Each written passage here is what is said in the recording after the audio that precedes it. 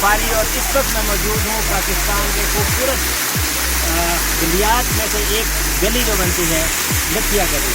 उसके आगे जब आप एक ट्रैक क्रॉस करके आते हैं तो यहाँ पर एक खूबसूरत मंजर है, ये मंजरनामा जिसको मैं आज आप तक पहुँचाने के लिए आया।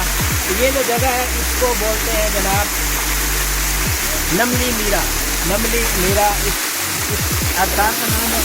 ये आस्थान छोटे छोटे इसमें मुख्तलिफ उससे आई हुई यहाँ तक पहुँची और यहाँ तक आकर एक मंदिर इसने बना दिया है। इसको इतनी कुदरती आचार है ये भी इसको बनाया गया है कि इसके अंदर कुछ भी नहीं है। ये आप इस खूबसूरत मंजरनामे को देखने के लिए आपको आना पड़ेगा खैबर पख्तूनख्वा।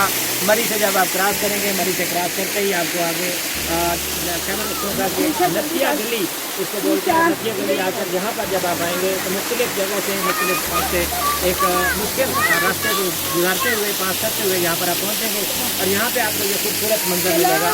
ये उसका एक हकीकत है अल्लाह ताला के दिए हुए हुस्न की, और ये आपको यहाँ पर मिलेगा। इसका नाम है जनाब नमली मीरा और यहाँ पर हम मौजूद थे लखिया गली में और यहाँ पर आप तक ये पहुँचाया।